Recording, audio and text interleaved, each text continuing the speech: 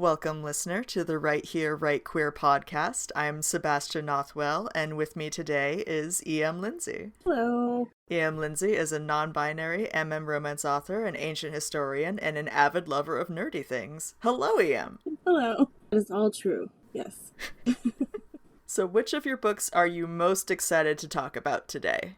Honestly, right now I'm helping publish a charity anthology for the Read the Rainbow book signing, where we're donating everything to the ACLU, which I'm very excited about. Awesome. So that's probably my favorite project I have going on right now. And for good reason. What can you tell us about it? Well, it's a collection of authors that are all attending the book signing. We wanted to do something with happily ever afters, give people hope. It's mixed genre. It's pretty much every genre of LGBTQIA that's out there. And yeah, it's just really exciting to work with everybody and to feel like we can do, things. Yeah. So being able to do at least a little something has felt really good. Will this be coming out on same day, same time as the book signing? This one's going to be exclusive to the book signing, but everybody's going to be releasing their stories right after. I know a few people are doing other anthologies with them. I'm going to be having mine as a freebie. I think a lot of people are going to be releasing theirs as freebies once it's over, so everyone will get a chance to read everything. So yeah, anybody who's attending, if they don't pre-order, we're going to have books at the table as well. Awesome. That's wicked cool. Yeah, it's been fun. Hard. I've never organized an anthology before, so. Yeah. Considerable more workload than being in one. Yes. I was like, I miss being able to just hit submit. Yeah. But it's been a fun experience, so. Hell yeah. So, what drives your storytelling, motivates you to write, and what do you hope to accomplish with your stories? Well, I got started out of spite, sort of. Big mood.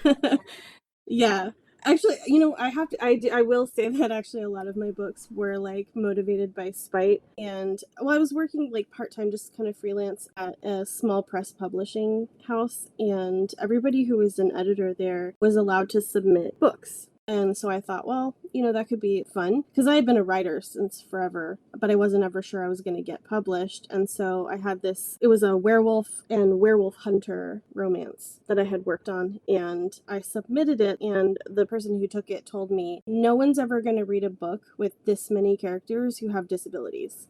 Oh. Yeah, and I was like... Oh, okay. Yeah, and I was like, oh, why? And she was like, well, one is fine, but this is just a little too diverse. That was her exact wording. I saved that email. To throw darts at? To throw darts and knives at? Yeah, I was like, I'm going to frame this, and yeah, I'm going to put this on my wall when I get my first orange banner, and I want to just double middle fingers. So, I was like, fine. I'm not going to, and she asked me to rewrite it, and I was like, no, I'm not going to do that. So yeah, I was like, that's fine. So I started chatting with the freelancers who worked for the publishing house, like editors, cover artists, whatever, things like that. And I was like, you know what? I actually think I could probably self-publish. I didn't end up going anywhere with that particular book. I had a few things that I had written, so I went with those. And then I thought, I want to see if I can actually do something with characters that represent me. So I wrote a story about a deaf florist who meets a tattoo artist, and that one I'm not actually sure how that one got popular, but yeah, and that was my first orange banner, and I was just like, yeah, I told you. So, and that's honestly motivated me ever since, to just show that everyone can have the same kind of romance. It doesn't need to, disability stories don't need to be tragedy porn, Yeah. We could just have cheesy romances like everyone else. Hell yeah. So yeah, spite, and I don't know, just having fun playing in my worlds, but mostly spite. Now, do you have a favorite character that you've created? Oh, that's tough. That is really tough, just because I mostly fall in love with my side characters. My main character, because my main characters were once upon a time side characters, and then I'll be like, this is a standalone, and then I'll fall in love with somebody, and I'll be like, crap, they're getting a book. That's how they get you. Yeah. I will say I don't have it published. I'm kind of still working on it, but I did write. Currently, my sort of hyperfixation is my character Hephaestus, the Greek god Hephaestus, and I'm writing in MMM. Well, it's like MMMX, non-binary paranormal romance with Hephaestus. So hell yeah. Yeah, I would say he's my current favorite, but not a lot of people have met him yet.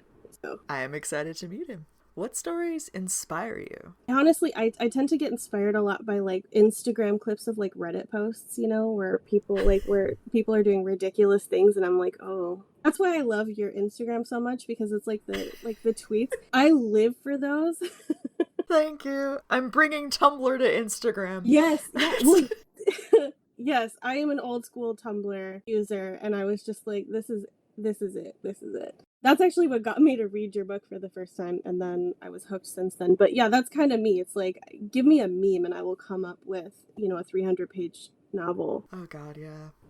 So I have this gigantic folder of just Tumblr screenshots scrolled away. And some of them go for books I've already written, and some of them are in little subfolders for books that are yet to be written. I love it. Like, you don't know. Like, it was just like, that was everything. I was like, yeah, yep. I was like, this is it. And it fits, like they fit so perfectly. The ancient art of, what would you call it even, fandom collage? Yeah. Just yeah. Or like Blorbo monomania, where like everything you see, it's like, it's just like my little guy. Yeah. I have to superimpose it over an image of my little guy. Honestly, because I used to do that when I was in the Marvel fandom. I would do like Marvel characters as like Parks and Rec quotes, and I would just do like, I would spend hours doing that because they were so fun. Do you remember when Text from Last Night was big and everyone was using those for... Yeah. Oh my god, I forgot about that. Okay. Yeah. That was good. Oh god, sorry, we've gotten way off track. I know, but you know what? We had to. That was, yeah. It's not often I get to talk to like Tumblr people, because I'll say stuff sometimes and people just give me a look like, oh yeah, I'm like, oh, you don't get it. You're too young.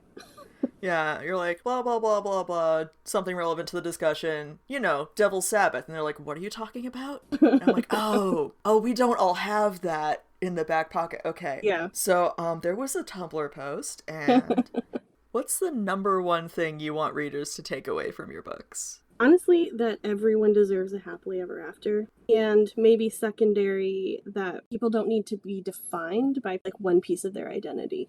Everybody's complicated. And complicated people also deserve happily ever afters. Absolutely co-signed. What are some themes that you like to explore or revisit in your writing? Honestly, the biggest one is like found family, which I think probably comes from my experience of having complicated, relationship with my biological family. And so being able to find like my people was really, really important. And I really love that idea in books where it doesn't matter where you came from. Because a lot of my characters, some of them have really good relationships with their biological family. Some have terrible ones, but there still is like a really strong importance on like their community.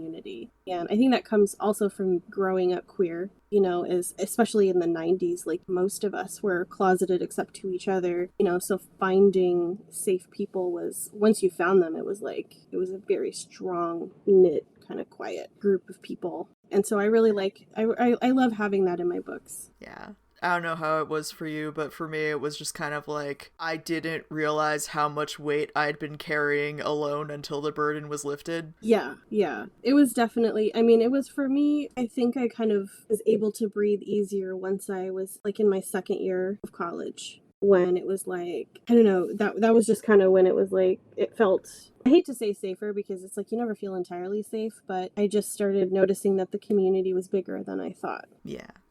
So what drew you to your subgenres? Honestly, same as before, spite, being told that, when I first got started, I was writing urban fantasy, and I would sneak in like queer relationships into the background. And I started to feel a little bit bolder as the series went on, but I kept getting repeatedly told, like, you're never going to get anywhere with this if you have a gay main character. And I was just like, that can't be true. And at the time, I wasn't really involved in the indie community. So I didn't realize how like gay romance or queer romance in general was taking off. So yeah, I was just unhappy unless I was writing it. And one day I was like, you know what, screw it. Like I had all these, these written books already on my computer. And I was like, I'm just going to publish one and see what happens. And actually not a lot happened for a long time. Then my first popular book was, funny enough, based off of a Tumblr meme, which was, how do you say fuck you in flowers? Oh yeah. Yeah, that one was really popular. It hit like every fandom in Tumblr. Tons of like AU fics about florists.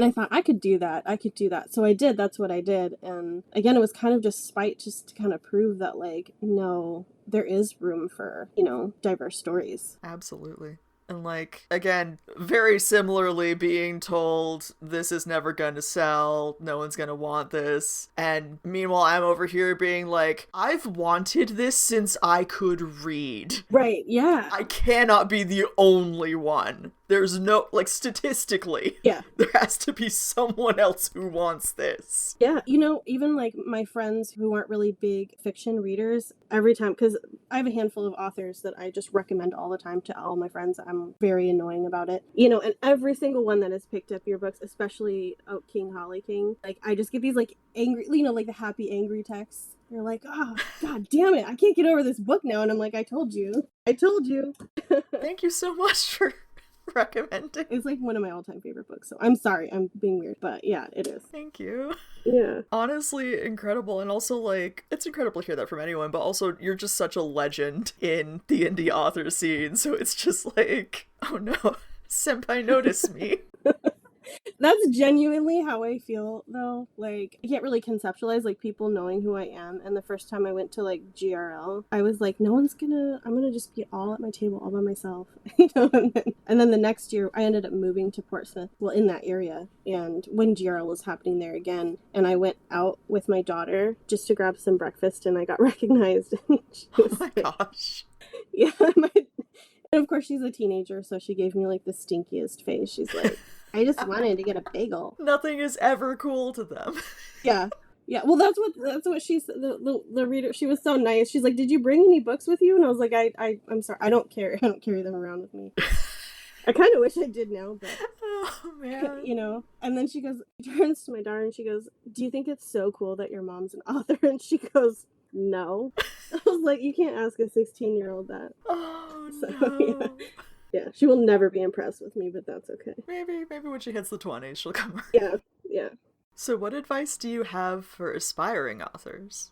Honestly, first of all, like, don't give up. I know a lot of people see authors who are new on the scene and are immediately popular. And that can be really, really difficult when that doesn't happen to you. It took me from 2012, when I published my very first book, to, I would say, at the end of 2018, I was making at best, like, on a good month, like $60 a month in royalties. That could have discouraged me, and I'm glad it didn't, because you never know when something's going to resonate with a big, wide audience.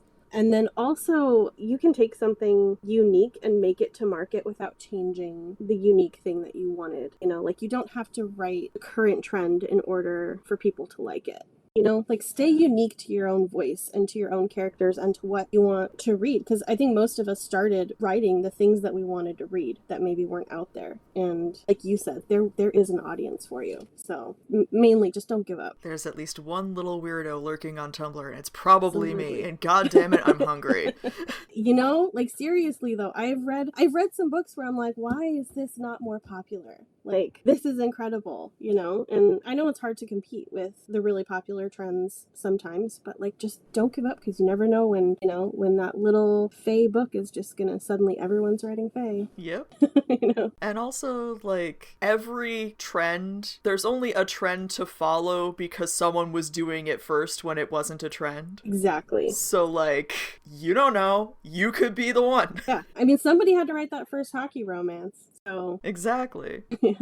Where can people find you if they want to follow up on you and your books? I have currently a new Instagram, because my old Instagram got locked for some reason. So if you see an account with me on there that has like 5,000 followers, I cannot access that anymore. I have a new one. I just swapped the names around, so I think my new one is author EM Lindsey. And then I have a Ko-fi, which has like subscription stuff, but I also post a ton of free stuff, so people can find me on there. I do like once a month free short stories, art, stuff like that. I don't draw my own art, but other people draw art for me and I post it, stuff like that. And then EM Lindsey author on Blue Sky. Hell yeah. Thank you so much for coming to talk with us today. It was wonderful. Thank you. And I hope we can get you for another talk soon.